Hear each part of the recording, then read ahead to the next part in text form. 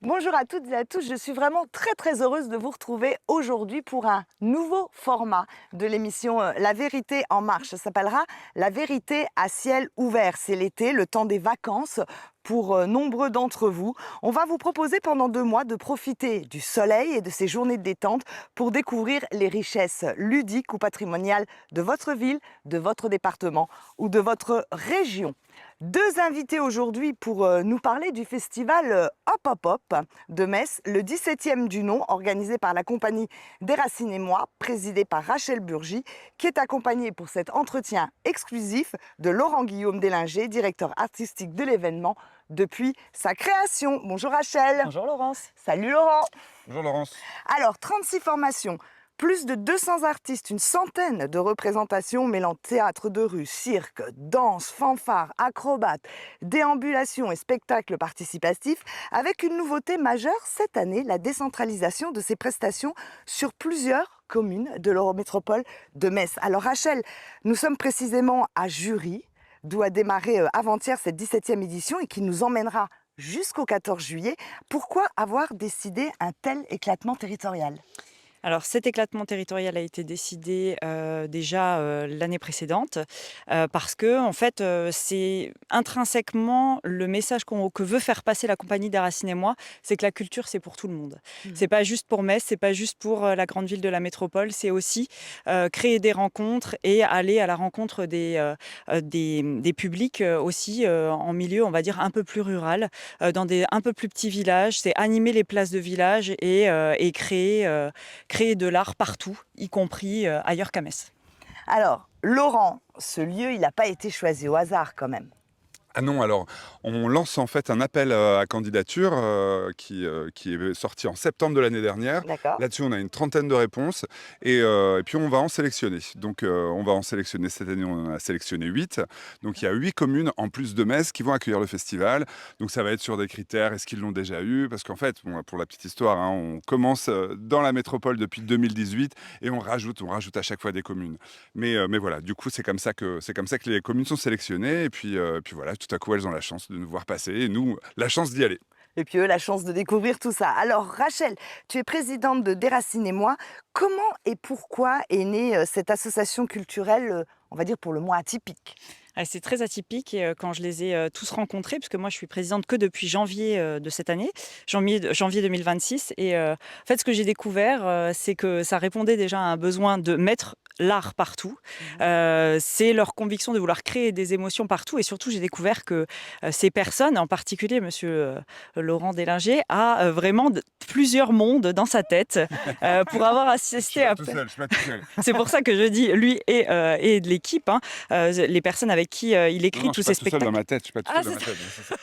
On en c'est était vrai. toujours là, où il en était Pardon. dans sa tête. Ça va, on va perdre du temps. Et Hein. ils sont tous plusieurs, quoi. Il y a beaucoup de personnes finalement là-dedans, mais l'équipe en tout cas qui écrit les spectacles, ce sont des gens en fait qui avaient certainement besoin de répondre à ça, c'est-à-dire le fait d'amener de l'art de rue partout, sur le territoire, à chaque coin de rue, de créer des spectacles plus fleurissants, plus incroyables et merveilleux Vivant. Ouais, vivants, ouais, les uns que les autres. Et c'est vraiment, en tout cas, des spectacles qui valent le détour parce qu'on part en voyage et on part très loin. Alors justement, tu me permets sans transition, la palette des activités est super large. Hein. Tu vas commencer à développer création et diffusion de spectacles de rue, développement de projets éducatifs et bien d'autres. Quelle place occupe alors Hop Hop Hop dans ce panel qui est très diversifié déjà ? Ben, écoute, tu me corrigeras si je me trompe, Laurent. Pour moi, au Pop-Up, c'est le festival international de la compagnie.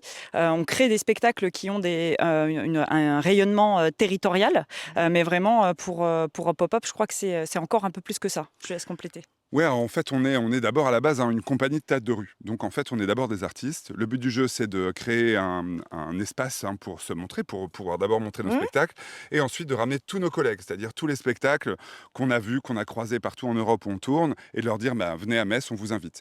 Donc, voilà, c'est comme ça qu'est devenu Hop Hop Hop. Et de fil en aiguille, la compagnie, du coup, elle s'est mise à gérer beaucoup de choses, parce qu'en fait, elle fait simplement qu'organiser une fête. Voilà. Alors on Donc, va y venir, on va le on organise détailler. plein de fêtes. On va va le détailler un peu plus. Rachel, l'externalisation de Hop Hop Hop sur l'Eurométropole, c'était devenu crucial pour votre compagnie avec la dimension prise par Constellation à Metz. Il n'y a pas un risque de télescopage ou d'étouffement? Oui, alors c'est pas pour ça qu'on a dispatché, en tout cas pulvérisé un petit peu de pop-up partout dans la métropole. C'était vraiment aussi pour créer cette unité et pour montrer la richesse aussi de la métropole. C'est un peu finalement réciproque, c'est-à-dire qu'on a la chance d'avoir de très beaux villages, de très beaux espaces, des maires formidables qui sont hyper impliqués dans leur commune, et on avait aussi envie d'apporter ça jusqu'à ces villages-là, de faire déplacer des gens dans ces villages et inversement, du coup, ensuite d'amener les gens vers Metz, mais en tout cas de pas toujours se dire il faut aller à Metz pour voir le festival au pop-up. C'était un peu ça. Mais je crois vraiment qu'il y a de la place, et Metz l'a montré, hein, ici se passe quelque chose tout le temps, et l'offre est hyper large, et je crois que les gens ne se sentent pas étouffés de trouver les deux en même temps. Constellation continue encore bien après, donc on a vraiment quelque chose qui, ok, il y a une superposition, mais je crois que les gens ne se lassent pas de voir des choses se passer à Metz. L'un n'empêche pas l'autre. Ouais, tout à fait. Il faut aller tout faire. Exactement. Alors, on va redonner la parole à Laurent Guillaume parce que je sens qu'il est dans les starting blocks. Quels seront les grands moments de cette 17e édition, Laurent? Alors déjà, il y a tout ce parcours en commune qu'on fait, donc qu'on a déjà commencé il y a 3 jours, qu'on va reprendre toute la semaine prochaine. Et donc ça, c'est déjà un temps chouette où il faut aller, faut découvrir d'ailleurs les petites communes qu'on ne connaît pas, surtout quand on habite le centre-ville ou même quand on vient d'un petit peu plus loin en Moselle. Et ensuite, il y a surtout le démarrage à Metz. Et là, on est sur le week-end du 9, 10, 11 juillet. D'accord. Où là, on va avoir près de 40 spectacles qui vont battre le pavé sur les différentes places du centre-ville. Et surtout, le 14 juillet, alors on a un petit break le 13 juillet au soir, parce que le festival s'arrête entre le dimanche et le mardi. Et mardi soir, le 14 juillet, on va avoir, alors attention, ce sera aussi une demi-finale, on ne citera pas de quel sport, et ce sera le 14 juillet, et ce soir-là, on va accueillir un spectacle de la compagnie Transexpress, des acrobates suspendus à 40 mètres de hauteur sur la place de la République. Ah ouais. Et ça va être absolument juste magique. Géantissime. Tu étais précurseur il y a 17 ans. Les arts de la rue, est-ce ils sont davantage reconnus aujourd'hui, tu crois? Alors c'est une discipline qui existe depuis les années 60. Aujourd'hui, elle est faite de plus de 1000 à 1500 événements en France, de presque 2000 événements à travers le monde. Nous, on a la chance en tout cas aujourd'hui, parce qu'il n'y en avait pas du tout d'événements majeurs de cette dimension-là dans le Grand Est, aujourd'hui d'en compter 3 importants. On est l'un des plus importants des 3. Et demain, voilà, l'idée c'est que on continue à grandir et que les arts de la rue en même temps, parce que bon, on le voit, tout le monde nous dit il faut qu'on sorte des murs, il faut que le théâtre aille ailleurs, il faut qu'on se rapproche des gens. Les arts de la rue, on fait ça déjà depuis les années 60, et quelque part, allez, on va le dire, je crois que Molière avait commencé par ça aussi quand il était petit. Et puis on en a vraiment besoin en ce moment. Alors précisément pour toi qui es comédien, en quoi la rue ça a changé ta relation entre l'artiste et le public? T'as vu un changement là? Ah, complètement. En fait, moi, j'ai appris d'abord dans une boîte noire. Moi, j'ai comme en cours de théâtre, voilà, où on apprend qu'il faut faire du théâtre de façon très académique. Et puis tout à coup, je me suis retrouvé à jouer avec 2 jours, pas dans une boîte noire, en face de quelqu'un qui peut vous répondre à n'importe quel moment, et du coup qui vous enferme à l'intérieur de votre personnage parce que vous n'avez pas le choix. Cette fois, il n'y a aucun artifice, vous n'avez pas de lumière qui vous aide ou pas, et ça vous bloque. Et en fait, en gros, ça fait énormément de bien, et les comédiens de rue, en règle générale, ont une formation béton par rapport même à des comédiens en salle, parce qu'on n'a pas le choix, parce que même parfois, vous savez, on se change dans nos camions, dans nos camionnettes, puis pouf, on sort dans la rue, on est en costume, et tac, il faut y aller. Et ça, c'est un rapport qui est formidable aux gens.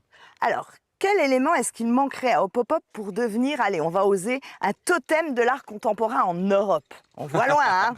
Ah, l'art contemporain, carrément. Ouais, carrément. Qu'est-ce qui nous... Alors, pas grand-chose. En fait, le totem, je pense qu'on l'est, d'une certaine façon, parce que un totem, c'est on met nos cultures les unes sur les autres, et puis on essaye de faire quelque chose tous ensemble, avec le plus grand nombre. Donc ça, on l'a. Ok. Maintenant, en Europe, je crois que Metz, on est quand même plutôt bien placé. Ouais. Il faut savoir qu'en plus de ça, on a un festival international, donc on a la possibilité d'aller chercher des gens un peu partout. Mais surtout, on a une caravane de spectacles qui va du nord au sud, et qui va de l'est en ouest, et qui s'arrête à Metz. Donc nous, dans notre avenir à nous, ce qu'on veut, c'est devenir justement ce hub de spectacles estivaux, de faire en sorte que demain, on ait toutes les compagnies qui viennent jouer dans le sud qui s'arrêtent à Metz, et celles qui remontent jouer dans le nord qui s'arrêtent à Metz. Ça, c'est notre pari.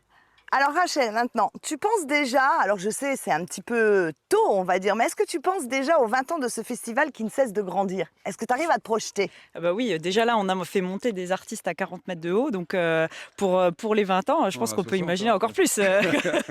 On va carrément faire le tour de la ville. Non, mais je crois on est déjà monté effectivement très haut. Comme il le dit, et je trouve que pour compléter la réponse, c'est vrai qu'on fait venir des compagnies de partout.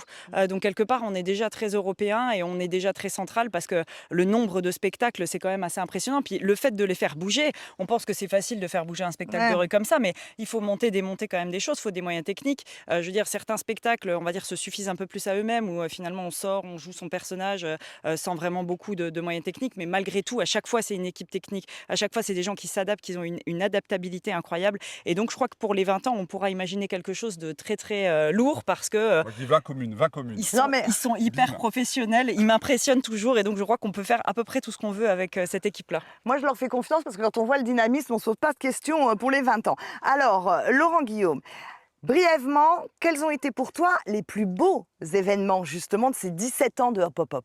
Si tu devais en retenir un ou deux max. Alors, un ou deux, il y a eu, on a accueilli un artiste qui s'appelait Léo Bassi, la 3e année du festival. Il est arrivé, il a gonflé un canard jaune, un petit canard de baignoire sur la place de la République. Le canard, il faisait 30 mètres de diamètre. Il a été porté par à peu près 200 personnes et on n'arrivait plus à l'arrêter et on savait pas où il allait. Et il descendait dans la rue et sur la place et on était tous là. Ah. Au secours! Et le lendemain, le même artiste gonfle un plus petit modèle en plein milieu de l'opéra-théâtre. Et là, donc le truc, il faisait à peu près 6 mètres de large. Et là, il le lance dans le public. Et là, je vois le canard qui part comme ça, boum, qui commence à raser les lustres. Et je me dis, mais non, ça va être ça a été l'un des plus beaux moments Ah de ouais, spectacle. j'imagine. Parce qu'en fait, les gens étaient subjugués. Ah bah c'est clair. Et non, c'était. Et puis c'est et puis ce jour aussi où, justement cette même année, où l'artiste a invité tous les gens qui étaient sur la place Saint-Louis à aller à l'opéra. Les gens savaient pas qu'ils allaient aller à l'opéra. Et là-dessus, on s'est retrouvé avec 2000 personnes qui de la place Saint-Louis sont parties en courant à l'opéra. Et en fait, devant la porte de l'opéra, il y avait les ouvreuses qui ont dit mais on n'a jamais vu des gens courir pour aller à l'opéra, quoi. C'est clair. Et ça, là, on s'est dit qu'on avait fait notre job. On a fait le job. Et pour toi, Rachel? Eh bien, moi, je retiendrai quand même quelque chose qui a été assez, je pense, technique à monter au niveau sécurité aussi. On s'est fait quelques frayeurs. C'est les 3 éléphants. C'est 3 éléphants, passe le nom exact? Ouais, c'est ça. C'est ça. Ils étaient bien plus, hein, comme ça. Et en fait, donc, c'est des éléphants mécaniques qui ont traversé une bonne partie finalement de la ville. Et c'était, en fait, c'est une dimension qui est gigantesque. Ça fait rêver les enfants et les parents et tous les gens qui passent. Et justement aussi, ça, c'est la force du théâtre de rue, c'est que vous passez, vous ne comptiez pas regarder quelque chose, mais on vous lance un hameçon et on vous êtes on vous capté attrape. par ce qui se passe. Et donc, ces éléphants-là, c'était vraiment quelque chose de magique. Et quand on crée des souvenirs magiques dans la mémoire des gens, je crois qu'un artiste est très content d'avoir créé ça et d'avoir laissé un souvenir merveilleux, en tout cas. Il est artiste pour ça. C'est ça. On va dire ça exactement. comme ça.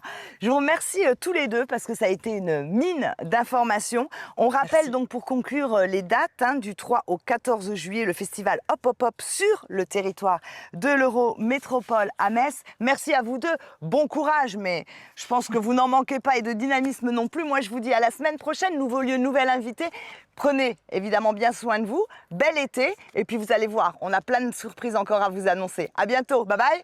Hop, hop, hop.